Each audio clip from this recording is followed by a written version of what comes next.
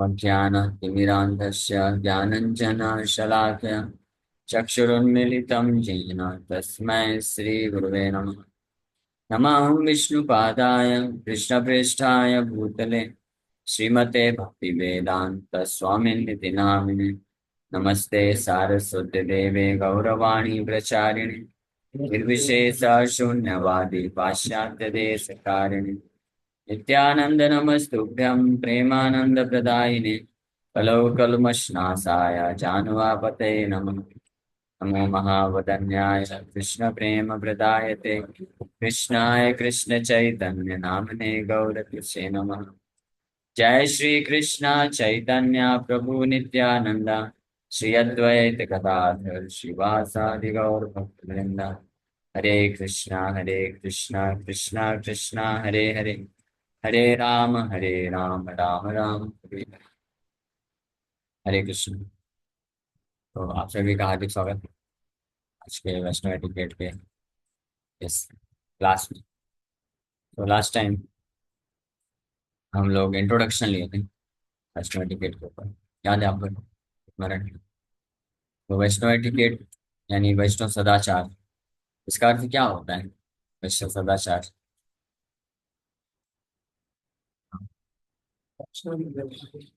हाँ, वैष्णव का कैसा व्यवहार होना चाहिए, कैसे डीलिंग करना चाहिए, किनके किनके प्रति, किनके साथ, इस संसार में रहते हुए किसी भी वस्तु के प्रति, वस्तु के साथ भी, किसी भी व्यक्ति के साथ भी, किसी भी पोजीशन, स्थान, स्थिति, कैसा डीप व्यवहार होना चाहिए, डील होना चाहिए, उसको मैं बोलते हैं एटिकेट। मतलब प्रॉपर कैसा होना चाहिए, उसको वैष्णव एटिकेट बोला जाता है।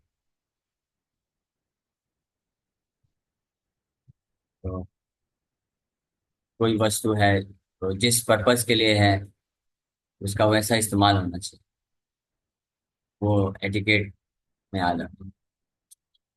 श्री चैतन्य महाप्रभु, हम लोग लास्ट टाइम ये चर्चा किए थे कि वैष्णव एटिकेट यानी वैष्णव सदाचार है, उसको साधु का आभूषण बोलते हैं। यद्यपि यो तुम्ही हव जगत पावन तुम्हें स्पर्श पवित्र है देव मुनिगण, तथापि भक्त स्वभाव मर्यादा रक्षण मर्यादा पालन है साधु आभूषण। मर्यादा पालन या वैष्णव एटिकेट पालन करना, ये साधु का आभूषण होता है। जो है इसका मर्यादा लंघन लोक करे उपहास, यह लोक परलोक दुई है नाश। अगर कोई वैष्णव एटिकेट को उल्लंघन कर देता है, सदाचार को उल्लंघना करता है, तो उससे लोग इस जगत में भी रहते हुए उसका उपहास होता है, लोग मजाक उड़ाते हैं, जान जाते हैं ये मूर्ख है, इसको मालूम नहीं कैसे डील करना है। और यह लोग इस संसार में भी और पर लोग नेक्स्ट लाइफ में उसका विनाश हो जाता है। स्पेशली वैष्णव सर्कल में रहते हुए अन्य वैष्णव के प्रति जो डीलिंग है, सदाचार है, अगर उसको कोई पालन नहीं करता है तो वो हाथी मता अपराध तक की स्थिति जा सकती है। हाथी मता अपराध जानते हैं? जो वैष्णव अपराध होता है उसको हाथी मता अपराध बोलते हैं श्री चैतन्य। हाथी मतलब हाथी, मता मतलब पागल। पागल हाथी का जो अपराध होता है उसके समान कम करती है। ये वैष्णवों के प्रति अपराध उस पागल हाथी की तरह है जो सुंदर हृदय के अंदर जो भक्ति रूपी जो बगीचा बनाया गया है उसको तहस नहस कर देता है। अगर जैसे कोई पागल हाथी होता है किसी बहुत सुंदर बगीचे में घुस जाता है, ऐसा बगीचा जिसको बनाने के लिए बहुत मेहनत, कई सालों लगा करके अच्छे से मेहनत करके बहुत अच्छे अच्छे पौधे, अच्छे अच्छे फूल के साथ बनाया गया है, सजाया गया है, अच्छे से प्रॉपर कटिंग वगैरह कर, कौन सा पेड़ कहाँ पे लगना चाहिए, कितना हाइट होना चाहिए, सारा मैनेज करके कितना मेहनत लगता है। अगर उस बगीचे में हाथी, पागल हाथी को छोड़ दिया जाए तो बगीचे का क्या होगा? तो कुछ ही मिनट में सब तहस नहस करते हैं। उसी प्रकार से वैष्णव के प्रति जो अपराध होता है वो उससे कंपेयर किया गया। और वैष्णव अपराध का जो सबसे महत्वपूर्ण कारण है, जो मेन कारण है, वो सदाचार की उल्लंघना करने। वैष्णव एटिकेट को जो पालन नहीं करते तो चांसेस रहते हैं कि वो वैष्णव के प्रति अपराध कर बैठे।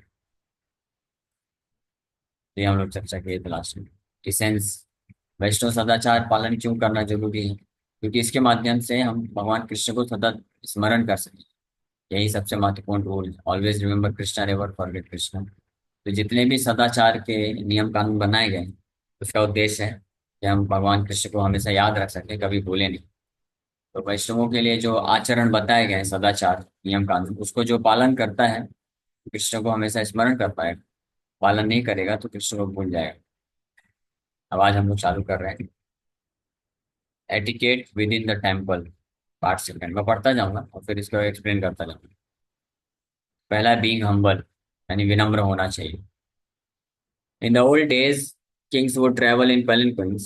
One relative principle is that one should never enter a temple in a palanquin or a car with shoes on. So the mentality of being the Lord and Master, whatever be one's qualification, abilities, and social position, that idea should be given up. Amongst the devotees, particularly in temple, one's only designation is servant of the servant. तो विनम्रता का भाव, अनुकूल करना, स्वीकार करना, अंगीकार करना, ये एक बहुत महत्वपूर्ण एटिकेट है, सदाचार। इसी सदाचार को ध्यान में रखते हुए ये सब नियम बनाए गए हैं कि गाड़ी में बैठ करके मंदिर में प्रवेश नहीं करना चाहिए, पालकी में बैठ करके प्रवेश नहीं करना चाहिए, और चप्पल जूते पहन के प्रवेश नहीं करना चाहिए, और क्राउन लगा करके या पगड़ी पहन के प्रवेश नहीं करना चाहिए। ये सब क्यों? विनम्रता के लिए। क्योंकि पगड़ी पहनना मतलब ठाट बाट है ना? अहंकार, या मैं स्वामी हूँ, मालिक हूँ, सेठ हूँ। और पग क्राउन पहनना या जूते चप्पल पहनना, ये तो वैसे भी वर्जित है। इस प्रकार से, और न केवल इतना ही, बहुत ज्यादा सज धज के आना भी मंदिरों में, वो भी जो है सदाचार के विपरीत आचरण। बहुत ज्यादा सज धज के, बहुत सारा ज्वेलरी पहन के, ये सारी चीजें, उसमें भी, उसको भी एक अपराध माना। तो विनम्रता का भाव अंगीकार करना। वैष्णव सिद्धांत के अनुसार हम सेवक हैं, और न केवल भगवान के, सभी भक्तों के भी सेवक। इसलिए इस अपने आप की ये जो मानसिकता है, स्वामी मालिक का जो भाव है, इसको त्याग देना चाहिए। इसलिए ये एटिकेट है कि ऐसा, इस प्रकार के पैराफर्नेलिया या इस प्रकार की वस्तुओं को पहन करके या ले करके नहीं आना चाहिए, जिससे आपकी कुछ श्रेष्ठ पोजीशन साबित होती है। तो आजकल ये भी इसमें सम्मिलित हो जाएगा। जो लोग बहुत ही बड़े सेलिब्रिटी होते हैं, तो अपने साथ बहुत सारे असिस्टेंट लेके आते हैं, जो उनका वीडियो बनाते हैं, फोटो खींचते हैं, इंटरव्यू लेते हैं। इससे भी वो उनकी जो है श्रेष्ठ पोजीशन व्यक्त हो रही है भगवान के सामने। ये भी एक अपराध है। इसलिए पहले के समय में जो राजा महाराजा लोग भी जाते थे मंदिरों में दर्शन करने के लिए, तो वो लोग भी अपने जूते चप्पल जो होते थे, पादुका, वो छोड़ देते थे बाहर, और सिर से पगड़ी निकाल देते थे, और विनम्र सेवक बन करके जाते थे। दूसरा है ऑफरिंग ओबेसेंसेस, कैसे प्रणाम कैसे करना चाहिए। अपॉन एंटरिंग द टेम्पल, सबसे पहले जब हम मंदिर में प्रवेश करते हैं तो क्या करना चाहिए? मंदिर के गेट में नॉक करना चाहिए। नॉक, नॉक क्यों करना चाहिए? क्योंकि जब हम किसी भी वरिष्ठ के पास जाते हैं तो आज्ञा लेके जाना चाहिए, नॉक करके जाना चाहिए। किसी भी बड़े व्यक्ति के मिलने जाते हैं, ऑफिस में जाते हैं, या किसी के घर में जो बड़ा है, ऊंचे पदवी में है, तो हम नॉक करके जाते हैं। एटिकेट, परमिशन लेना। तो इसी प्रकार से सबसे बड़े हैं भगवान, भगवान के घर में अगर प्रवेश कर रहे हैं तो नॉक करें। इसलिए घंटी लगाई जाती है गेट के पास, आके घंटी बजा करके हम परमिशन ले रहे हैं, ये भाव है। घंटी बजाना मतलब परमिशन लेना। या अगर घंटी नहीं है तो दरवाजे में नॉक करके जाना चाहिए। और फिर जैसे एंटर करते हैं तो इमीडिएटली अंदर आते ही सबसे पहले वैष्णवों को प्रणाम करना चाहिए। ये मंत्र है, प्रणाम मंत्र। वाञ्छा कल्पतरुभ्यश्च कृपा सिन्धुभ्येव च पतितानां पावनेभ्यो वैष्णवेभ्यो नमो नमः। कि मैं सभी पतित आत्माओं को, पावनेभ्यो मतलब पावन पवित्र करने वाले वैष्णवों को प्रणाम करता हूँ, जो कि कृपा के सिंधु हैं, दया के सागर हैं। और साथ ही साथ में वांछा, वांछा मतलब इच्छाओं को पूर्ण करने वाले कल्पतरु हैं। वांछा कल्पतरु हैं, डिजायर फुलफिलिंग ट्री की तरह। जो जो शुद्ध वैष्णव होते हैं, तो अगर उनको उनके पास कोई अप्रोच करेगा, पहुंचेगा, तो हमारी जितनी भी मन की इच्छाएं होती हैं वो पूरी हो जाती। क्या इच्छा है? भौतिक इच्छा नहीं, आध्यात्मिक इच्छा। भौतिक इच्छा तो वास्तविक इच्छा नहीं है आत्मा। जो जीवात्मा है वास्तविक रूप में, वो तो सुख चाहता है, आनंद चाहता है, कष्टों से मुक्ति चाहता है। वैष्णव जानते हैं कष्टों से मुक्ति या असली आनंद है सुख कैसे मिलेगा, भगवान की भक्ति लेकर के। इसलिए वो इस इच्छा को पूर्ति करते हैं भक्ति लेकर। ऐसा नहीं समझने का कि अच्छा वैष्णव कल्पतरु होते हैं, डिजायर फुलफिलिंग ट्री होते हैं, चलो वैष्णव के पास जाके आशीर्वाद लेते हैं कि मुझे, मेरी ये इच्छा है, मेरे पास बहुत सारी संपत्ति मिल जाए, या मेरा नाम हो जाए, ख्याति बढ़ जाए, या अलग अलग प्रकार के भौतिक लाभ। भौतिक लाभ जो है वो हमारी वास्तविक इच्छा नहीं। वैष्णव ही हैं जो जानते हैं हमारी वास्तविक इच्छा क्या है, आत्मा की वास्तविक जरूरत क्या है, वो उसको पूरा करते हैं भगवान कृष्ण की भक्ति देकर। और भगवान की भक्ति में आगे बढ़ने के लिए जो अपराध होता है, पाप होता है, उसको शुद्ध करता है। इसलिए वैष्णवों को सबसे पहले हम मंदिर में प्रवेश करते तो प्रणाम करते हैं। उसके बाद फिर हम शिला प्रभुपाद जी के पास जाते हैं। डायरेक्ट भगवान के पास नहीं, प्रभुपाद जी के पास जा करके प्रभुपाद को फुल दंडवत प्रणाम करते हैं, पूरा अष्टांग प्रणाम। और प्रभुपाद जी का प्रणाम मंत्र बोलते हैं क्या? नमामि विष्णुपादाय कृष्णप्रेष्ठाय भूतले श्रीमते भक्ति वेदांत स्वामी नित्य नामिने नमस्ते सारस्वती देवे गौरवाणी प्रचारिणे निर्विशेषा शून्यवादी पाश्चात्य देश तारिणे। इस प्रकार से प्रणाम। उसके बाद फिर विग्रहों के पास जाते हैं। सबसे पहले गौर निताई के पास जाते हैं, लेफ्ट साइड में भगवान को रख के प्रणाम करते हैं, पूरा दंडवत प्रणाम। और उनका प्रणाम मंत्र पढ़ते हैं, उच्चारण करते हैं। फिर राधा रासबिहारी के पास राधा कृष्ण का प्रणाम मंत्र बोलते हैं। सीताराम के पास जाके सीताराम को प्रणाम मंत्र बोल करके प्रणाम करते हैं। फिर नरसिंह भगवान। तो इस प्रकार से प्रणाम मंत्र करके बोलते हुए उनको प्रणाम करते हैं। लेकिन प्रणाम करते वक्त भाव क्या होता है? प्रणाम का अर्थ क्या होता है? प्रणाम का अर्थ होता है एटीट्यूड ऑफ सरेंडर, समर्पण का भाव होना चाहिए। तो प्रणाम मंत्र को जब हम बोलते हैं, तो उस मंत्र के अर्थ पे मेडिटेट करते हुए, ध्यान करते हुए प्रणाम करना चाहिए। भगवान आप इतने दयालु हैं, आपके शरण कमलों को मैं नमन करता हूँ, प्रणाम करता हूँ, आश्रय लेता हूँ। और प्रणाम कैसे करते हैं? दोनों हाथ बाहर निकाल के आगे आए, तो बताएंगे। और ये मेडिटेट करते, ध्यान करते हैं कि भगवान के चरण कमलों को हम अपने जो है सिर में धारण कर रहे हैं। तो one should offer obeisances, one should not offer obeisance one one hand. एक हाथ से प्रणाम नहीं करना चाहिए। मालूम है? मालूम? आपको ही मालूम?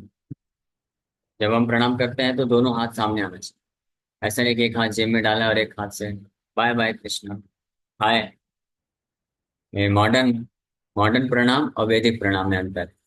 वैदिक प्रणाम में जो है दोनों हाथ, या नमस्कार भी क्या हाथ जोड़ करके तो दोनों। और मॉडर्न प्रणाम में क्या होता है? हाय। तो प्रणाम कर रहा है या आशीर्वाद दे रहा है, तो समझ में नहीं आता। ये अंतर है। तो एक हाथ से प्रणाम करना ये अपराध है, दोनों हाथ। और जब हम किसी से कुछ वस्तु स्वीकार करते हैं, स्पेशली अगर वरिष्ठ भक्त होते हैं या गुरु हैं, तो उनसे अगर हम कुछ स्वीकार करते हैं तो दोनों हाथ सामने लाना चाहिए। एक हाथ से बस नहीं करना चाहिए, वो सदाचार नहीं। या किसी परिस्थिति में अगर एक हाथ आपका एंगेज है तो राइट हैंड से फिर कर सकते हैं। लेफ्ट हैंड से ना तो स्वीकार करना चाहिए ना तो देना चाहिए। लास्ट टाइम में बताया, बाएं हाथ का इस्तेमाल आदान प्रदान करते वक्त नहीं करना चाहिए। तो दोनों हाथ को, और दोनों हाथ को आगे हाँ, फैला कर, both hand should be out stretched, दोनों हाथ को ऐसे आगे फैला कर प्रणाम करना चाहिए। फिर विग्रहों के ऊपर ध्यान करने के भी सदाचार है। भगवान का जब हम दर्शन करते हैं तो उसमें भी सदाचार, एटिकेट है, कैसे दर्शन करना चाहिए। जब हम दर्शन करने जाते हैं तो सबसे पहले डायरेक्टली, जैसे मान लीजिए राधा राजबेरी ऑल्टर में गए, तो डायरेक्ट कृष्ण को नहीं देखना चाहिए, ये भी अपराध। या भगवान कृष्ण को भी डायरेक्ट उनके मुखमंडल को नहीं देखना चाहिए। कैसे करना चाहिए? सबसे पहले प्रणाम करना चाहिए पूरा गिर के, और उसके बाद फिर खड़े होकर के बड़े प्रेम से, रिस्पेक्टफुली, आदर सम्मान के साथ हाथ जोड़ करके दर्शन करना चाहिए। ऐसे नहीं कि खड़े हो गए, हाँ अच्छा दिख रहा है, ऐसा नहीं। अगर हाथ जोड़ के कोई नहीं खड़ा होता है ऐसे, तो इसका मतलब वो जो है, वो बस एक क्या बोलते हैं उसको, हाँ ऑब्जर्वेशन करने आया है बस, वो भगवान का दर्शन करने नहीं आया। तो उचित भाव नहीं है। भगवान परम भगवान है, तो हाथ हाथ जोड़ करके देखने का मतलब है कि विनम्रता की सिचुएशन, हम अपने आप को विनम्र मान रहे हैं, सेवक के भाव में आ रहे हैं, हाथ जोड़ करके। और देखना चाहिए, one should take darshan with great devotion and beg for their mercy. बड़े भक्ति भाव से दर्शन करना चाहिए, और उनकी कृपा की याचना करना चाहिए, उनकी कृपा की मांग करनी चाहिए, मान कृपा करनी। One should not, however, immediately look upon the deities full in the face. The proper manner in which one should take darshan of the Lord is described in Srimad Bhagavatam. Bhagavatam के दूसरे स्कंद के दूसरे अध्याय में 13 नंबर श्लोक के onward, 13 number verse onward, ये तरीका बताया हुआ है कि भगवान को कैसे दर्शन करना चाहिए। तो the process of meditation should begin from the lotus feet of the Lord. कहाँ से? भगवान के चरण कमलों से चालू करना चाहिए। या अगर भगवान के चरण कमलों के नीचे उनकी पादुका है, तो पहले पादुका का दर्शन करना चाहिए, और फिर भगवान का जब दर्शन करें तो उनके चरण कमलों से स्टार्ट करना चाहिए, and progress to his smiling face. फिर धीरे धीरे उनके मुखमंडल तक पहुंचना चाहिए। The meditation should be concentrated upon the lotus feet, then the calves, then the thighs, and in this way higher and higher. The more the mind becomes fixed on different parts of the limbs one after another, the more the intelligence becomes purified. भगवान के चरण कमलों से start करना चाहिए। भगवान के चरण कमलों में भगवान के जो है तलवे, soles of his feet, reddish soles, लालिमा युक्त जो तलवे होते हैं, उनको देखना चाहिए बढ़िया। और फिर भगवान के नख पे मेडिटेशन करना चाहिए। फिर भगवान का जो लोटस फीट, फिर धीरे धीरे उनके घुटने तक जाना चाहिए, और फिर थाई, जंघा देखना चाहिए। उसके पश्चात फिर नाभि कमल का दर्शन करना, लोटस नेवल, पद्मनाभ इसलिए भगवान का नाम है। और ये थर्ड कैंटो में बड़ा विस्तार से वर्णन है कि एक एक भगवान के अंगों पे ध्यान करते हुए, दर्शन करते हुए क्या मेडिटेट करना चाहिए, उनका गुणगान का मेडिटेशन करना चाहिए। भगवान के चरण कमलों का जब दर्शन करे तो मेडिटेट करना चाहिए कि ये वही चरण कमल हैं जिनका आश्रय लेने वाले भक्त, जो व्यक्ति जिन इन चरण कमलों का आश्रय लेते हैं, तो उनके लिए भव सागर, जो कि बहुत भयानक सागर है, जिसमें व्यक्ति डूबता रहता है, मरता रहता है, वो एक कैसे बन जाता है, वत्स पदम, बछड़े के जो पैर का जो गड्ढा होता है, उसमें जो पानी एकत्रित होता है, उतना उतना बराबर हो जाता है। ये भागवत में दिया है। और दूसरा, कि भगवान के चरण कमल वो एक बड़ी नाव है, जिनका आश्रय लेकर के भवसागर को क्रॉस कर सकता है कोई व्यक्ति बिना डूबे। तो ये एक मेडिटेशन है, भगवान के चरण कमलों का मेडिटेशन के ऊपर। वैसे अनेकों श्लोक है भागवत में, तो उसका मीनिंग, श्लोक नहीं याद है, श्लोक याद है तो अच्छी बात है, श्लोक भी बोल सकते हैं, लेकिन नहीं याद है तो एटलीस्ट मीनिंग तो पता रहता है कि ये वही चरण कमल है जिनका ध्यान ब्रह्मा जी, शिव जी, इंद्र, चंद्र, महान महान ऋषि मुनिगण निरंतर करते हैं। योगीगण इन्हीं चरण कमलों के नाखून का ज्योति पे ध्यान करते हैं। इन्हीं चरण कमलों का सेवा माता लक्ष्मी करती है निरंतर। तो ये इस प्रकार से चरण कमलों की महिमा को इमीडिएटली स्मरण भी करना चाहिए, ध्यान करना चाहिए। और प्रभुपाद जी एक लेक्चर में बताते हैं कि बहुत जल्दी तुरंत जो है भगवान के मुखमंडल तक नहीं जाना चाहिए, चरण कमलों में लंबे समय तक ध्यान करना चाहिए, देखना चाहिए भगवान के चरण कमलों को, और ये सब मेडिटेट करना चाहिए। फिर धीरे धीरे ऊपर बढ़ना चाहिए। फिर नाभि, नाभि में जब दर्शन करें तो ये ध्यान करना चाहिए कि इसी नाभि से जो है सृष्टि की उत्पत्ति हुई है, और सृष्टिकर्ता ब्रह्मा जी, इसी नाभि से नाभि कमल निकला, कमल का पुष्प निकला, और उसी में से वो पूरी सृष्टि विद्यमान है, और ब्रह्मा जी उसमें बैठे हैं, ब्रह्मा जी का जन्म स्थान है, यही नाभि। इस प्रकार से ध्यान करें। फिर नाभि से ऊपर उठ करके धीरे धीरे भगवान के जो चेस्ट है उन पे ध्यान करना चाहिए। फिर चेस्ट से के बाहों पे, महाबाहों, भगवान की भुजाओं, भुजाओं पे मेडिटेशन करना चाहिए। फिर उसके बाद उनका जो शंख की तरह सुंदर गला है, त्रिकंठ गला, उस पे ध्यान करना चाहिए। फिर उसके बाद भगवान का जो स्माइलिंग फेस है उसको ध्यान करना चाहिए। माथे पे भी ध्यान करना चाहिए, वहाँ का फोरहेड, बाल और फोरहेड। उसके पश्चात फिर लोटस आइस, भगवान की कमल नयन। कमल नयन का भी बहुत गुणगान किया गया है। मर्सीफुल ग्लैंस, भगवान की कृपा कटाक्ष कैसे सभी जो तप्त जीवन इस संसार में जो ताप सहन कर रहे हैं उनको एक कूलिंग रेज निकलता है। भगवान के दृष्टिपात से क्या निकलता है? भगवान की यही दृष्टिपात है जिससे भगवान असंख्य जीवात्माओं को भौतिक प्रकृति के गर्भ में स्थानांतरित करते हैं, गर्भदान करते हैं भगवान। ही impregnates unlimited living entities simply by his merciful glance। तो भगवान का जो कमल नयन का दर्शन करें तो ये देखे कि भगवान कितने शक्तिशाली हैं। केवल देखने मात्र से भौतिक प्रकृति को गर्भवती करते हैं। ऐसा कोई व्यक्ति है, प्रभुपाद जी बताते हैं, इस संसार में अगर किसी को संतान उत्पन्न करना है तो उसको फिजिकली यूनाइट करना पड़ेगा। उसके बाद भी गारंटी नहीं है कि जो है स्त्री प्रेग्नेंट होगी कोई। लेकिन भगवान को माया को स्पर्श करने का जरूरत नहीं, केवल दूर, ये ब्रह्म संहिता में दिया हुआ है। भगवान दूर रहते हैं, दूर से ही जस्ट दृष्टिपात करते हैं और उसी से जो भौतिक प्रकृति है वो गर्भवती हो जाती है और असंख्य जीवात्माएं संतान के रूप में फिर उत्पन्न करती है। तो ये भगवान की दृष्टि की महिमा है। यही दृष्टिपात जो मर्सीफुल ग्लैंस के द्वारा भगवान अपने भक्तों को पोषण प्रदान करते हैं, भक्तों को नरिशमेंट देते हैं, शीतलता प्रदान करते हैं।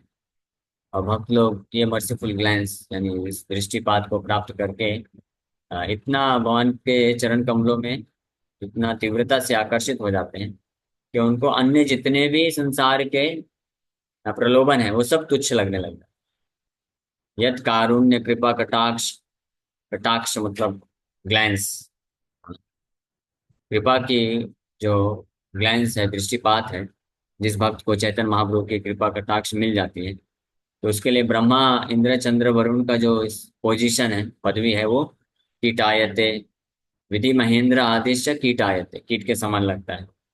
कैवल्यम नरकायते, कैवल्यम जो मोक्ष है, मुक्ति जानते हैं ना, कैवल्य मोक्ष, भगवान से जाकर के विलीन हो जाना, ये कैसा लगता है? नरक के समान लगने लग जाता है। और स्वर्ग के जो सुख हैं, स्वर्ग में इंद्र चंद्र वरुण अन्य देवताओं का जो सुख है वो कैसा लगता है? वो सब इल्यूजरी लगता है, ये सब भ्रम है, इल्यूजन है ही नहीं, ऐसा प्रतीत होता है।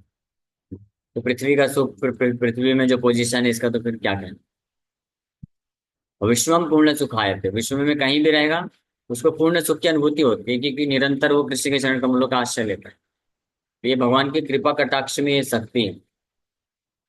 इसी प्रकार से ब्रह्मा जी भी, ये ब्रह्मा जी ये श्लोक बोले और एक और श्लोक बोले हैं, जानाति तत्वम भगवन विचिन्वन। क्या है श्लोक? हनुमान देखना। प्रसाद लेसानुग्रहीत ये वही, प्रसाद लेस अनुग्रहीत ये वही। लेस मात्र, थोड़ी सी भी अगर कृपा किसी को मिल जाती है किसी बात को, तो आपके तत्व को जान जाता है भली भांति। और लेकिन अन्य जो बहुत महान महान ऋषि मुनि होते हैं, खूब अध्ययन करते हैं वैदिक शास्त्रों का, वो भी आपके बारे में चिरम विचिन्वन, चिरम मतलब बहुत लंबे समय तक बुद्धि लगा करके विचार करते, तब भी वो आपकी महिमा को नहीं जानता। ये भगवान की कृपा कटाक्ष का ये प्रभाव है, वर्णन। इसी प्रकार से फिर भगवान के लोटस आइस यानी कमल नयन का के ऊपर इस प्रकार से ध्यान करना चाहिए। उसके बाद फाइनली अंत में लोटस लिप्स, भगवान के होंठ, कमल के सदृश होंठ का दर्शन करना चाहिए, लालिमा युक्त, रेडिस विदाउट लिपस्टिक। उनको लिपस्टिक लगाने की जरूरत नहीं है अपने होंठों को आकर्षक बनाने के। Naturally his lips are very beautiful. And lotus lips बोला गया है, तो वो अल्टीमेट है। तो वो लिप्स से भगवान के मुखार बिंद से, या फ्रॉम हिज लोटस लिप्स, 3 प्रकार का नेक्टर निकलता है, अमृत। 3 प्रकार का, ये भागवत में बात है। सबसे पहला अमृत जो हमको अवेलेबल है अभी, बाकी 2 अमृत तो बाद में मिलेंगे। सबसे पहला अमृत क्या है मालूम? भगवान के मुख से या होंठ से निकलने वाला अमृत। हाँ, श्रीमद् भगवत गीता। उसको गीता अमृतम बोलते हैं। भगवान के मुख से निकला है, तो अमृत है, रियल नेक्टर। तो भगवत गीता जो भगवान के मुख से निकला है, वो that is one nectar of Krishna's lotus lips. फिर दूसरा नेक्टर भगवान के कृष्ण के मुख से निकलने वाला क्या है? फ्लूट। भगवान जो फ्लूट बजाते हैं, बांसुरी बजाते हैं, तो वो शब्द ध्वनि के रूप में दूसरा नेक्टर निकलता है। गीता भी ज्ञान या शब्द ध्वनि के रूप में है। लेकिन जब इसमें कोई एडवांस होता है, शुद्ध भक्त बनता है, तो फिर वो जो दूसरा नेक्टर अमृत है, फ्लूट के रूप में, वो निकलता है। और वो भी इतना अमृतमय होता है, तो उस नेक्टर को कान के माध्यम से, ये दोनों नेक्टर कान के माध्यम से प्राप्त कर सकता है और आस्वादन कर सकता है, आध्यात्मिक आनंद को महसूस कर सकता है। तो ये that is the nectar of his lotus lips. तो ये सबसे लास्ट में इसलिए दर्शन, स्माइलिंग फेस। तो भगवान का स्माइलिंग फेस जो है वो बहुत सुंदर है। और फिर उसमें भी जो वो एक तालाब की तरह कंपेयर किया गया है। सरिसिजा नयन सशंख चक्रे, या मुकुंद माला स्तोत्र में, ये क्या नाम है उनका, किंग कुलशेखर, भगवान कैसे कंपेयर करते हैं? सरसिजा नयनी सशंख चक्रे, कुंदमाला सो 1040।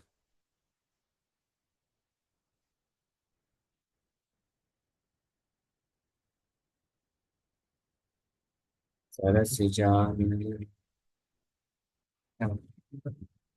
नेटवर्क नहीं आ रहा, मैं तो आ रहा है, बोल नहीं रहा। तो ये मुकुंद माला स्त्रोत बहुत सुंदर ग्रंथ है। ये मुकुंद माला स्त्रोत दक्षिण भारत।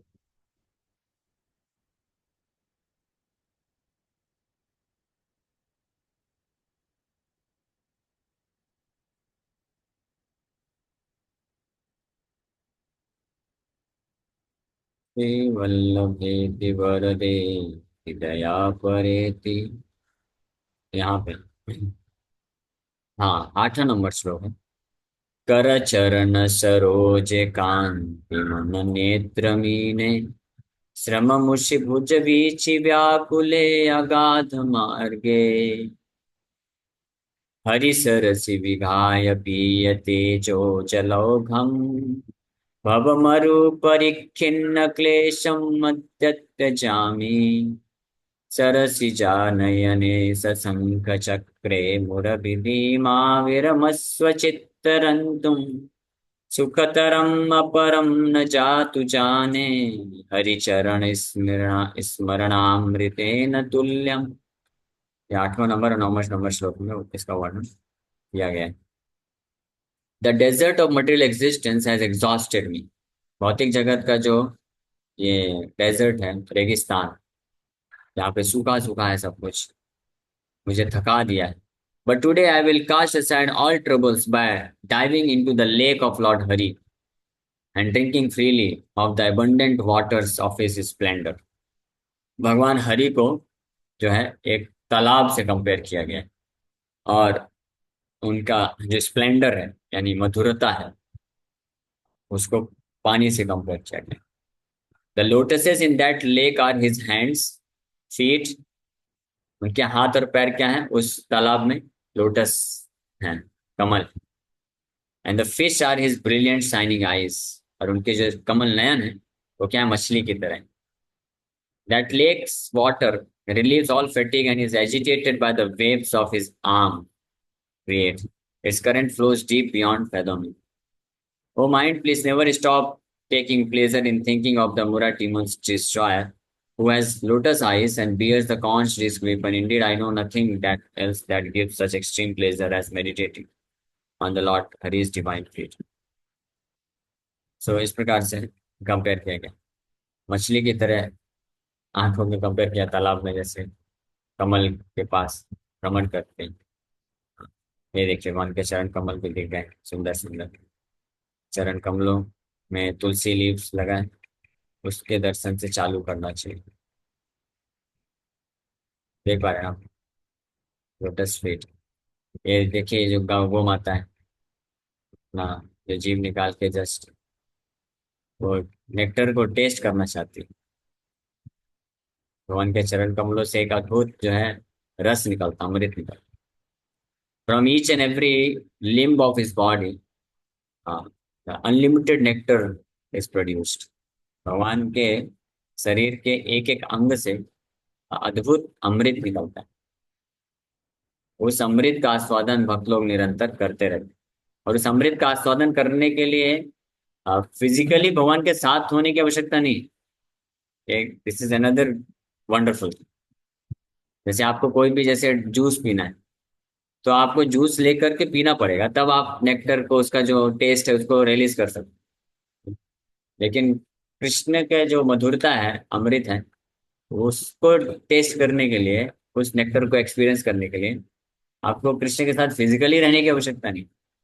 फिजिकली है that's well and good, but उसकी आवश्यकता नहीं।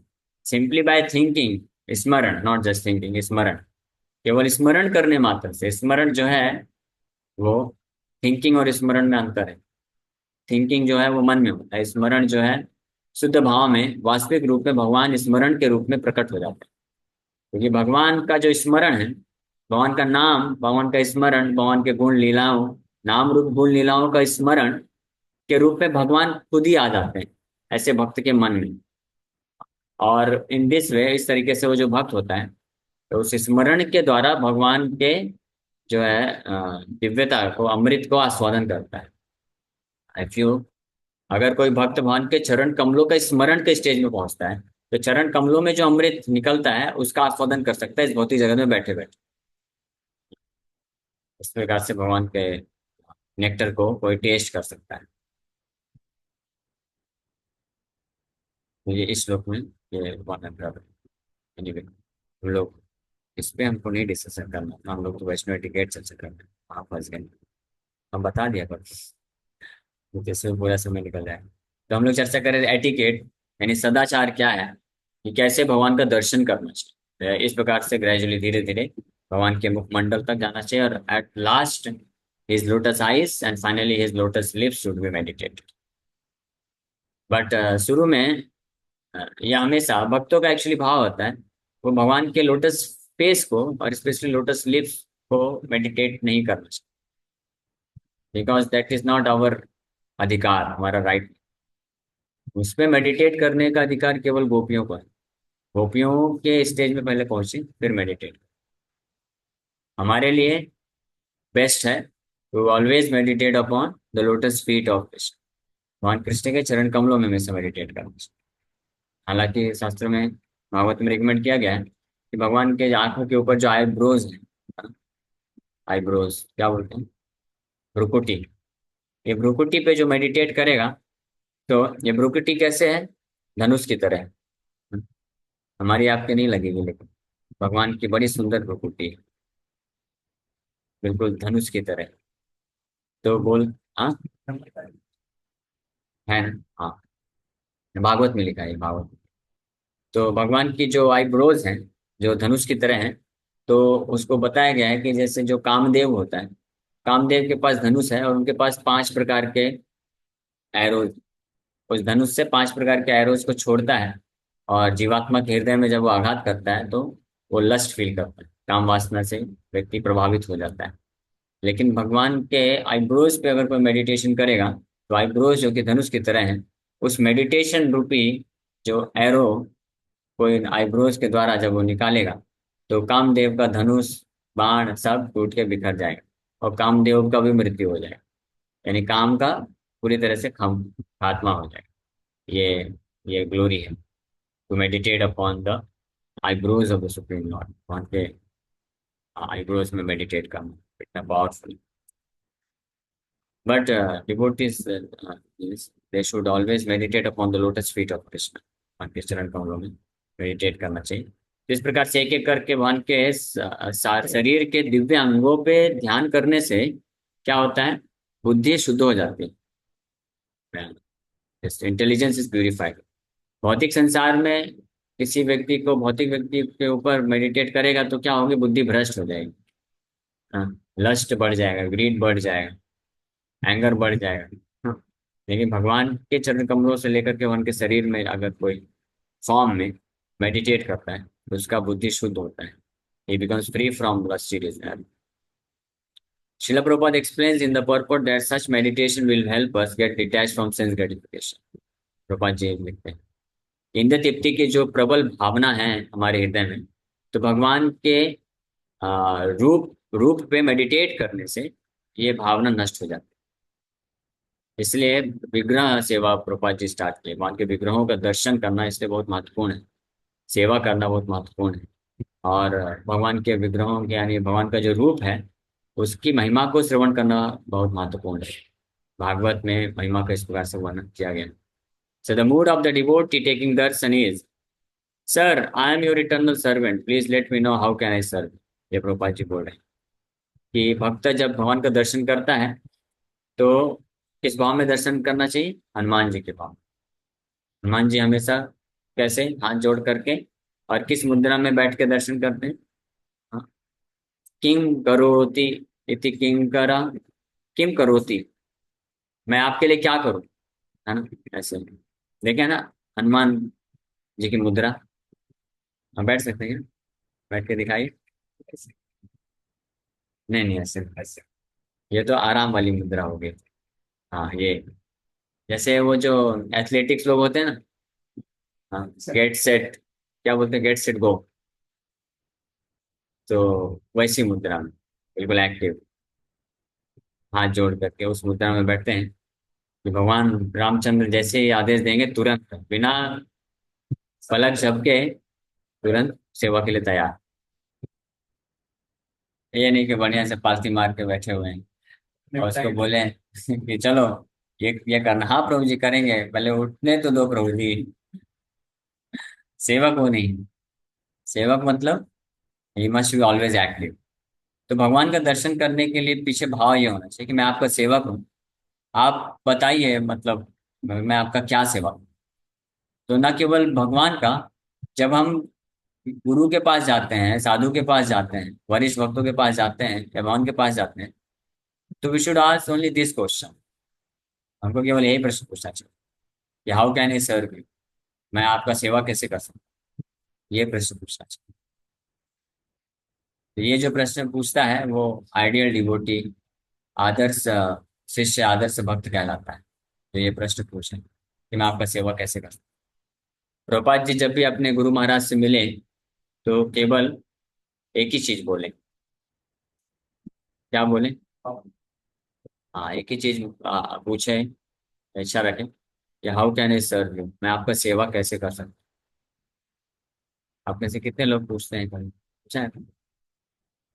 जब आपके वरिष्ठ भक्त के पास गए, प्रभुपाद जी के पास गए या भगवान के पास गए, ऐसा प्रश्न कभी पूछा, how can I serve you, भगवान मैं आपका कैसे सेवा करूँ, प्रभुपाद जी मैं आपका और कैसे सेवा कर सकता हूँ, या मैं अच्छे से आपका सेवा कर सकूं, इसके लिए मुझे गाइड करिए, बुद्धि दीजिए।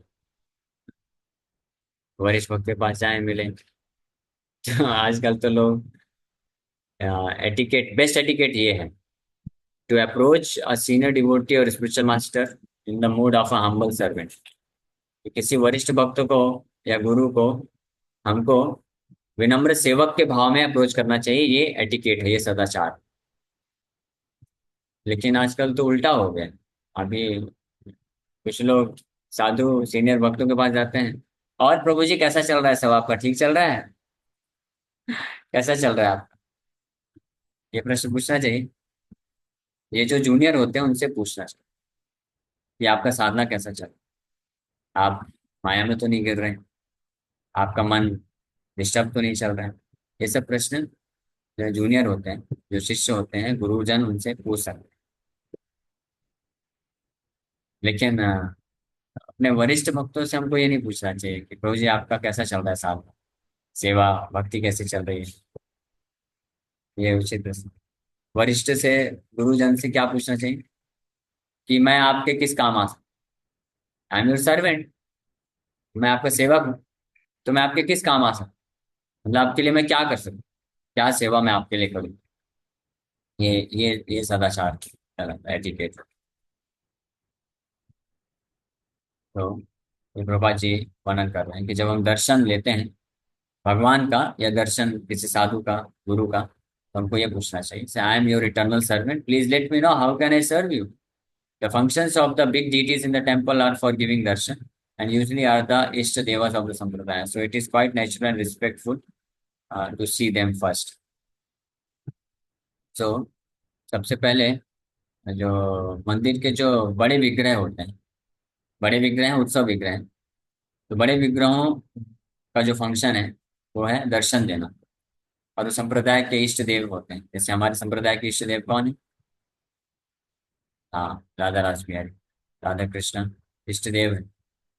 तो इसलिए वो जितने भी इस्कॉन मंदिर आप जाएंगे तो मिडिल में जो अल्टर है हमेशा राधा कृष्ण ही होते हैं जनरली। वृंदावन में कृष्ण बलराम, तो वो अलग केस है क्योंकि रमन रेती में प्रभुपाद जी कृष्ण बलराम का क्षेत्र है, प्रभुपाद जी चाहते थे कृष्ण, लेकिन जनरली हर जगह राधा कृष्ण। तो राधा कृष्ण जो है गौड़ी संप्रदाय के जो है अल्टीमेट गोल है या इष्ट देव है। So it is quite natural respectful to see them first, इसलिए पहले उनको देखना चाहिए फिर उत्सव विग्रह। So there are also other considerations as if there are three altars like the Krishna Balram Mandir in Vrindavan or Shri Radha Ras Bihari Mandir at Jubu, Srila Prabhupada would pay obeisance first at Gaur Nitya's altar, then to Krishna Balram altar, then to Shri Radha Shyam Sundar। ये हमने बताया आपको। सबसे पहले हम approach पहले प्रभुपाद जी के पास जाते हैं, प्रणाम करते हैं, फिर गौर निताय, फिर हम राधा रास बिहारी सीताराम पास जाते हैं। Also, the devotee may like to see his guru first, but his guru's picture may not be present, then take darshan in the ascending order to Krishna। हाँ, तो जो दीक्षित भक्त होते हैं तो सबसे पहले अपने गुरु का दर्शन करते हैं, फिर प्रभुपाद जी का। तो अगर फोटो नहीं है तो कोई दिक्कत नहीं, प्रभुपाद जी के पास जब हम जाके प्रणाम करते हैं तो सबसे पहले हम प्रणाम मंत्र अपने गुरु महाराज का बोलते हैं और वो प्रणाम मंत्र के द्वारा उनका ध्यान करते हैं और फिर प्रभुपाद जी का प्रणाम मंत्र और फिर। हाँ, प्रभुपाद का बोलता है फिर गुरु महाराज का बोलता नहीं नहीं, पहले गुरु का, पहले गुरु का प्रणाम है फिर प्रभुपाद जी का, क्योंकि ये परंपरा है। आप अपने गुरु के थ्रू प्रभुपाद जी से कनेक्ट करें, तो उस तरह से करना चाहिए। और फिर हाँ, दर्शन इस तरह से असेंडिंग ऑर्डर, असेंडिंग ऑर्डर मतलब बढ़ते क्रम में ही होना चाहिए। हम जब मंदिर में प्रवेश किए तो सबसे पहले वैष्णवों को प्रणाम किए, फिर उसके बाद गुरु को प्रणाम, फिर प्रभुपाद जी को प्रणाम, फिर गौर निताय को प्रणाम, फिर राधा रास पहले ऐसे जाना चाहिए। ये प्रॉपर तरीका है। है। अगर आप यार लोग प्रणाम कर रहे हैं तो इससे पहले कभी प्रभुपाद का जन्म दिन में हाँ, तो इसलिए प्रभुपाद जी के पास पहले जाते हैं, पहले प्रभुपाद जी के पास जाके प्रभुपाद प्रणाम, फिर गौर निताय में जाए तो फिर गौर निताय का डायरेक्ट। हाँ, फिर राधा रास में डायरेक्ट राधा कृष्ण, क्योंकि प्रभुपाद जी के तो ऑलरेडी आप करके आए ना। तो while taking darshan, one may stand at the sides so that darshan is not obstructed from the devotees worship। ये भी एक सदाचार है, एटिकेट। क्या है ये एटिकेट? क्या आप भगवान का दर्शन करने में इतने मग्न हो गए कि भूल गए पीछे और भी कुछ लोग खड़े हैं? तो सदाचार ये है कि अन्य भक्तों का जो दर्शन है वो विघ्न नहीं होना चाहिए, उसमें हम बाधा ना बने। और स्पेशली अगर कोई वरिष्ठ भक्त है तो उनके पीछे खड़े होकर दर्शन करना चाहिए, वरिष्ठ भक्त आगे रहना चाहिए। और जब हम दर्शन कर भी रहे हैं तो हमको ध्यान देना चाहिए कि अगर कोई पीछे भक्त है तो थोड़ा साइड हो करके दर्शन करना चाहिए वहाँ पे। इसलिए प्रभुपाद जी के सामने हम कभी खड़ा नहीं, राधा रास बिहारी के सामने प्रभुपाद जी हैं, तो प्रभुपाद जी और राधा रास बिहारी के बीच में हमको नहीं आना चाहिए। इसलिए हम राधा रास बिहारी जब दर्शन करते हैं तो साइड में खड़े होकर दर्शन करते हैं ताकि प्रभुपाद जी का दर्शन बाधा न हो। तो उसी उसी प्रकार से एक ये भी सदाचार है कि जब कोई भक्त प्रणाम कर रहा है भगवान को, तो भगवान को प्रणाम कर रहा है तो उसके और भगवान के बीच में जो है, हमको जाना नहीं चाहिए, वॉक नहीं करना चाहिए। अब ये व्यवहारिक प्रैक्टिकल सिनेरियो पे अप्लाई करना पड़ेगा। ऐसा नहीं कि अभी मंगला आरती में, दर्शन आरती में सैकड़ों भक्त प्रणाम कर रहे हैं, तो फिर वहां पे नहीं हो सकता। कोई अगर दूर प्रणाम कर रहा है तो आप इधर से प्रणाम कर सकते हैं, याद है इन जनरल। और स्पेशली अगर कोई सन्यासी है, वरिष्ठ भक्त है, बहुत सन्यासी है, गुरु है, तो वो जब प्रणाम करते हैं तो उनके और भगवान के बीच में से हमको क्रॉस करके नहीं जाना चाहिए, साइड से जाना चाहिए, उस तरफ से। या दर्शन भी अगर वो कर रहे हैं तो फिर उनके सामने से नहीं क्रॉस करना चाहिए। अगर कुछ सेवा के कारण हमको जाना पड़ रहा है क्योंकि पीछे से नहीं जा सकते हैं, तो फिर नीचे झुक के जाना चाहिए। ठीक है, ये सब सदाचार, सारी चीजें आप। The darshan should begin as we face the deities from the left hand corner and move progressively deity by deity to the right hand corner. तो दर्शन ऑल्टर के अंदर कैसे करना चाहिए? सबसे पहले लेफ्ट हैंड साइड में जो विग्रह होते हैं उनका दर्शन करना चाहिए, वही गुरु शिष्य परंपरा से स्टार्ट करते हुए, यानी वही असेंडिंग ऑर्डर। सबसे पहले गुरु का, फिर प्रभुपाद जी का, श्रील भक्तिनाथ ज्योति ठाकुर प्रभुपाद, फिर गुरु शिष्य परंपरा से बढ़ते हुए फिर षड गोस्वामी, फिर तुलसी महारानी, पंचतत्व हो गए। और फिर उसके बाद गौर निताय, नित्यानंद प्रभु, फिर गौरांग धाम। उसी प्रकार से राधा रासबेरी ऑल्टर में भी गुरु शिष्य परंपरा हो गए। और फिर उसके बाद तुलसी महारानी, ललिता, विशाखा सखी, फिर राधा रानी, फिर कृष्ण। ये सदाचार इस प्रकार से एजुकेट। और दर्शन एक एक विग्रह को करते हैं तो उनके चरण कमलों से स्टार्ट करके फिर। तो ये हम लोग अभी तक 6 बजे मेडिटेटिंग अपॉन द डीटी यहाँ तक चर्चा की। नेक्स्ट क्लास में सिटिंग पोस्चर, कैसे बैठना होता है, कैसे बात कैसे करना है, ड्रेस एंड अपीयरेंस कैसा होना चाहिए, ये सारी चीजें आएंगी धीरे। तिलक, बाल कैसे होने चाहिए, एक एक चीज है पूरा डिटेल में, धीरे धीरे हम लोग चर्चा करेंगे। तो नेक्स्ट टाइम सिटिंग पोस्चर को ऊपर डिस्कस करो। किसी वक्त का कोई प्रश्न है पूछ सकते हैं। हरे कृष्ण। आप में से कोई प्रश्न किसी का?